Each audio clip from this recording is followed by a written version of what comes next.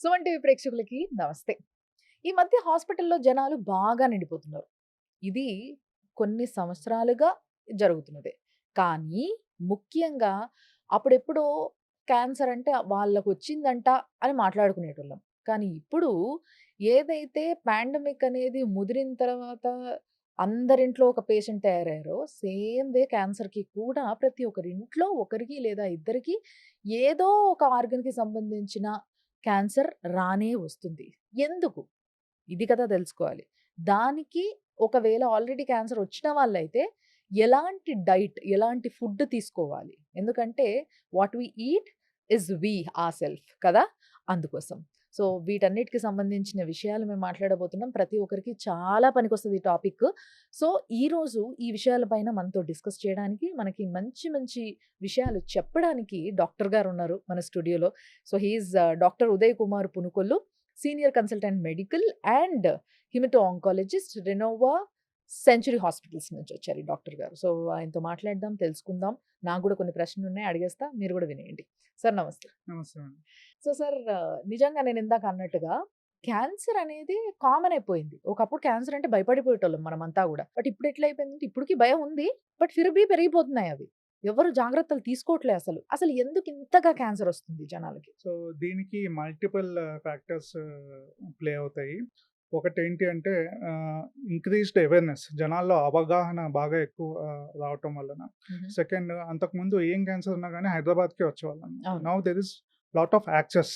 So, when there is an access ఇప్పుడు మనకి ప్రతి చోట వరంగల్‌లో గానివ్వండి, కరీంనగర్‌లో గూడా మనకి క్యాన్సర్ హాస్పిటల్స్ అందుబాటులో ఉన్నాయన్నమాట. అవును. ఇమ్మీడియేట్‌గా ఏమన్నా సింప్టమ్స్ ఉంటే వెంటనే వెళ్లి ఫిజిషియన్‌కి చూపిచ్చి, ఆ ఫిజిషియన్ అది క్యాన్సర్ అని డౌట్ పడంగానే ఆంకాలజిస్ట్‌కి చూపించడం వలన, ఆ యాక్సెస్ దగ్గరగా అవ్వటం వలన డయాగ్నోసిస్ ఇది పెరుగుతూ ఉంది. దానికి తోడు ఈ డైటరీ ఫ్యాక్టర్స్, ఎన్విరాన్మెంటల్ ఫ్యాక్టర్స్ గూడా కాజ్ చేసి క్యాన్సర్ ఇంక్రీజ్డ్ ఇన్సిడెన్స్‌కి దారితీస్తుంది.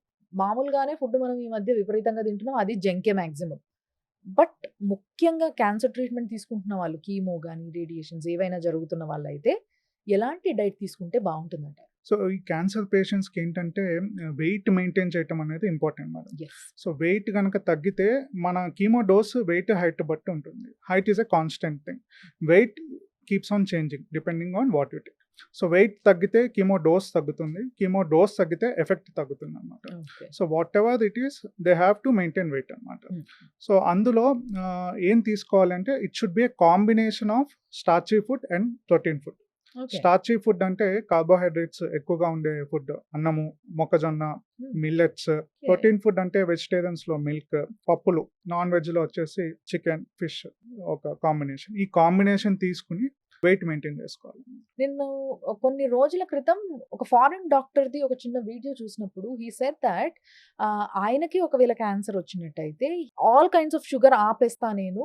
That will automatically kill the cancer cell అని చెప్పేసి ఆయన కామెంట్ చేశారు. దీనిపైన మీ ఉద్దేశ్యం ఏంటి? That is one of the biggest myth madam. ఏంటి ఓకే. అంటే మనము ఇంటర్మీడియేట్‌లో చదువుకునే ఉంటాం. క్రెబ్స్ సైకిల్ అని గ్లైకోలైసిస్ అనేది. హ్మ్. So, what ever you take it will convert it into glucose. హుహు. అంటే కంప్లీట్‌గా షుగర్స్ కట్ చేసి ఫ్యాట్ డైట్ తీసుకున్నా అది గ్లిజరాల్‌కి బ్రేక్ అయ్యి మళ్ళీ గ్లూకోజ్‌గా కన్వర్ట్ అయ్యి glucose will again produce energy. అలాగే ప్రోటీన్స్ తీసుకున్న అది అమైనో యాసిడ్స్‌కి కన్వర్ట్ అయ్యి amino acids again will convert into glucose.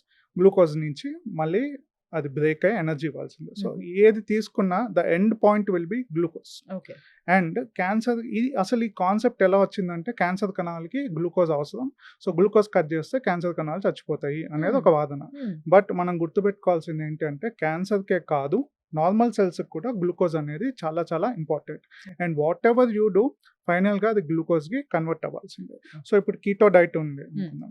Keto diet వల్ల వెయిట్ లాస్ అవుతుందంటే డెఫినిట్‌గా అవుతుంది. హ్మ్. ఇందులో కాన్సెప్ట్ ఏంటి అంటే ఆ హై ఫ్యాటీ ఫుడ్ తీసుకోవటం వలన instead of producing energy it consume energy. So, హ్మ్. ఆ కీటో డైట్ నుంచి అది మళ్ళీ ఆ సర్కిల్ అంతా బ్యాకెళ్ళేసి మళ్ళీ గ్లూకోజ్‌కి ఫార్మ్ అవుతుందనమాట.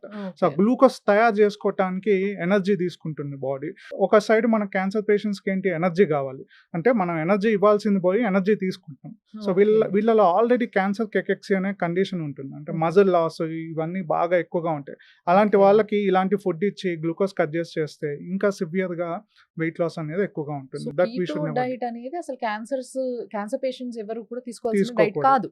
కాదు. ఓకే. మీరు ఈ యాంగిల్‌లో వచ్చారు కాబట్టి let me ask in this way only. ఈ మధ్య మార్కెట్‌లో చాలా మంది డైటీషియన్స్, న్యూట్రిషనిస్ట్‌లు చాలా అంటే చాలా ప్యాషనేట్‌గా వర్క్ చేస్తున్నారు అండ్ హైలైట్ అవుతూ ఉన్నారు. ఈ డైట్‌తోనే ఇన్ని రకాల వ్యాధుల్ని మేము తగ్గించగలం అనే విషయాన్ని కూడా చాలా కాన్ఫిడెంట్‌గా చెప్తూ ఉన్నారు. హ్మ్.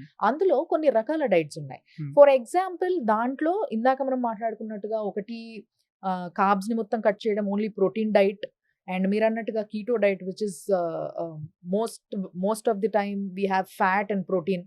సో ఈ రెండిటితో పాటు there are some diets like ఒక వారం 15 రోజుల కోసం liquid diet and there is a combination of diets, single meal diet, two meal diet, ఇలాంటివి ఏవేమో రకరకాలు వింటూ ఉన్నాం మనం. సో ఇలాంటి డైట్స్ ప్రయోగం ఏదైనా చేసి హెల్దీ అయిపోదాం, మనకు క్యాన్సర్ వచ్చేసింది కదా అని ఎవరైనా అనుకునే అవకాశం ఉంది కాబట్టి అడుగుతున్నా. ఇలాంటివి చేయొచ్చా వాళ్ళు? Except intermittent fasting which is good for health. అదేదో ఇప్పుడు కొత్తగా వచ్చిన సైంటిఫిక్ ఇది కాదు. మన పూర్వీకులు చేస్తుంది. పొద్దుపోయే ముందు కల్లా తినేసి పడుకోవాలి అనేసి. So except that nothing will do అండి. ఈవెన్ ఆ ఇంటర్మిటెంట్ ఫాస్టింగ్ వల్ల కూడా క్యాన్సర్ మొత్తం చనిపోతుందనే కాదు, it acts as a healthy life style అనమాట.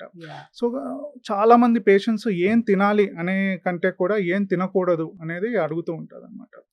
మా దగ్గర కీమో పేషెంట్స్లో ఏంటంటే పథ్యం అనేది ఏమీ ఉండదు. Only thing they have to avoid alcohol and smoking and then red meat తీసుకోకుండా ఉంటే better. White meat they can consume. And ఇప్పుడు ఇది ఓన్లీ క్యాన్సర్ పేషెంట్స్కే కాదు, మిగతా వాళ్ళకి కంపేర్ చేసుకుంటే ఒక 3 విషయాలు గుర్తుపెట్టుకోవాలి. ఒకటి, you should not take grilled food, especially if it's a non veg. అందులో ఏమవుతుందంటే ఆ మీట్లో ఉన్న ప్రోటీన్ అండ్ ఫ్యాట్ బర్న్ అయ్యి it will release cancer causing substances, polycyclic aromatic amines అని, హెట్రోసైక్లిక్ అమైన్స్ అని. అది మన బాడీలోకి వెళ్ళాక ఈజీగా డిగ్రేడ్ అవ్వదు and that is a cancer causing substance. అదొకటి. నెక్స్ట్, ఈ మధ్య కొత్తగా మనం విన్నాం ఎవరెస్ట్ మసాలా, MDH మసాలాలు, అందులో క్యాన్సర్ కాజింగ్ సబ్స్టెన్స్ ఉంది. అది నిజమే. అందులో ఇథిలీన్ ఆక్సైడ్ అనే ఒక ప్రిజర్వేటివ్ ఉంటుంది. అదేంటి అంటే ఆ మసాలా పాడవకుండా ఉండటానికి, బ్యాక్టీరియా ఇంకా వైరస్ రాకుండా ఉండటానికి, వాటి డిఎన్ఏని చంపటానికి ఇథిలీన్ ఆక్సైడ్ అనేది వాడతాం. అది మనం కన్జ్యూమ్ చేసినప్పుడు మన బాడీలో డిఎన్ఏ కూడా డ్యామేజ్ అయ్యి క్యాన్సర్ వచ్చే అవకాశాలు ఉంటాయి లాంగ్ టర్మ్లో. ఓకే. థర్డ్ పాయింట్ వచ్చేసి ఇది ట్రాన్స్ ఫ్యాటీ యాసిడ్స్, ఇవి తీసుకోకుండా ఉండాలి. అంటే మనం ఒక ఫుడ్ ప్రోడక్ట్స్ కన్జ్యూమ్ చేసినప్పుడు అందులో పార్షల్లీ హైడ్రోజనేటెడ్ ఆయిల్ అని ఉంటుంది. సో అది కనిపిస్తే బెటర్ టు అవాయిడ్. ఇంకొకటి వచ్చేసి నాన్ స్టిక్ కుక్వేర్ ఉంటుంది కదా, అది 2013కి ముందు నాన్ స్టిక్ కుక్వేర్లో ఒక కెమికల్ కార్సినోజన్ ఉండేది అనమాట. సో అది that's a family of forever chemicals. అంటే అవి ఈజీగా డిగ్రేడ్ అవ్వవు అనమాట బాడీలోకి వెళ్తే. సో అది అవాయిడ్ చేసుకోవటం బెటర్. 2013 తర్వాత వచ్చిన వాటిల్లో ఆ టెఫ్లాన్ కోటింగ్ ఊడిపోతూ ఉంటే వెంటనే దాన్ని చేంజ్ చేసుకోవాలి, లేదా అల్యూమినియం కానీ స్టీల్ పాత్రలో కానీ వండుకుంటే మంచిది. Only restrictions what we give in for chemo patients is one in blood cancers, leukaemia, లింఫోమాలో. అందులో ఫస్ట్ వీక్లో ఈ కోకోనట్ వాటర్ కానీ ఫ్రూట్ జ్యూసెస్ కానీ షుగర్ కంటెంట్ ఎక్కువగా ఇవ్వకూడదు, ఎందుకంటే పొటాషియం అనేది ఎక్కువగా ఉంది. There is a condition called tumour lysis syndrome.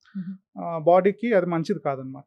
Except that in జనరల్గా కూడా ఎలాంటి డైట్ రెస్ట్రిక్షన్స్ అనేవి ఉండవు. అండ్ కీమో పేషెంట్స్లో కొన్ని సైడ్ ఎఫెక్ట్స్ ఉంటాయి. నోటి పూతలాగా ఉండటం, లేకపోతే హెడ్ అండ్ నెక్ క్యాన్సర్ పేషెంట్స్లో రేడియేషన్ ఇచ్చినప్పుడు మింగటానికి కష్టంగా ఉంటుంది అనమాట. సో అప్పుడు స్పైసీ ఫుడ్, పులుపు తగలకుండా ఉంటే చాలు. Otherwise any food they can take and they have to maintain the weight. So chemo patients చేయాల్సింది 2 విషయాలు. ఒకటి, వెయిట్ మెయింటైన్ చేయాలి, హైజీన్ మెయింటైన్ చేయాలి, అంతే. Okay. And we all know that cancer patients ఎక్కువగా ఇన్ఫెక్షన్ బారిన పడతారు అని, చాలా ఈజీగా, because of their immune system is weak or whatever ఎవర్. సో ఇలాంటి పరిస్థితుల్లో ఉన్నప్పుడు హౌ టు మెయింటైన్ ఇట్, అంటే ఆ ఇన్ఫెక్షన్ బారిన పడకుండా వాళ్ళ హెల్త్ని ఏ విధంగా కాపాడొచ్చు? సో కీమోకి తెలియదండి ఏది క్యాన్సర్ కణమో ఏది నార్మల్ కణమో, అన్నిటిని చంపేసుకుంటూ పోతుంది.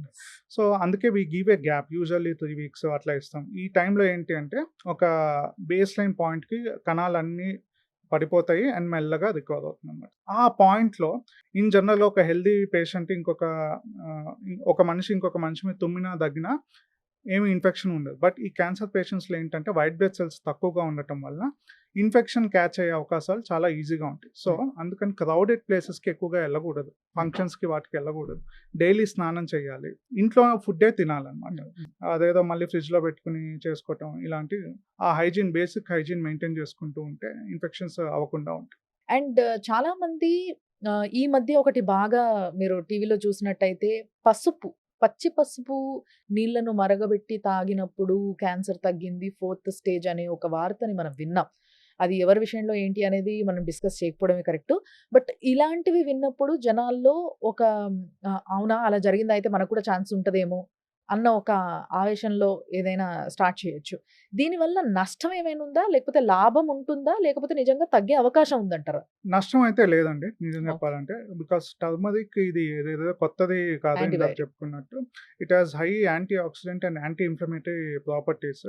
So, but diet alone cannot cure cancer. Diet alone cannot cure cancer. It acts as a supportive treatment. And పచ్చివి తినొద్దు అని కొంతమందికి చెప్తూ ఉంటారు క్యాన్సర్ పేషెంట్స్‌కి. లైక్ పచ్చివి అనంటే మే ఇంక్లూడ్ ఫ్రూట్స్, వెజిటబుల్స్ ఇవన్నీ కూడా ఇప్పుడు ఫర్ ఎగ్జాంపుల్ మనం ఉన్నాం సార్. అటు ఇటు తిరుగుతూ ఒక క్యారెట్ తినేస్తాం అలా.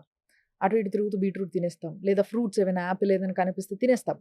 But when it comes to cancer patient వీళ్ళ విషయంలో ఏమవుతది అనంటే పచ్చివి యాస్ ఇట్ ఈస్‌గా తినడానికి లేదు. Either cooked or else the layer should be peeled of exactly. మంచిగా కడిగి అని. ఎగ్జాక్ట్. సో ఇందాక చెప్పిన కాన్సెప్టే అండి. వీళ్ళకేంటంటే వైట్ బ్లడ్ సెల్స్ అనేది తక్కువగా ఉండటం వల్ల during chemo period okay. Immunity power అనేది తక్కువగా ఉంటుంది. సో, హుహు. పచ్చివి తిన్నప్పుడు ఏంటి అంటే మన కంటికి కనిపించనివన్నీ కూడా లోపలికి వెళ్ళి ఫైట్ చేసే కెపాసిటీ లేక ఇన్ఫెక్షన్ వచ్చే ఛాన్సెస్ ఉంటాయి. సో క్యాన్సర్ పేషెంట్స్ ఎవరైనా మీ ఇంట్లో ఉన్నట్టయితే ఈ జాగ్రత్తలు మీరు తీసుకోండి.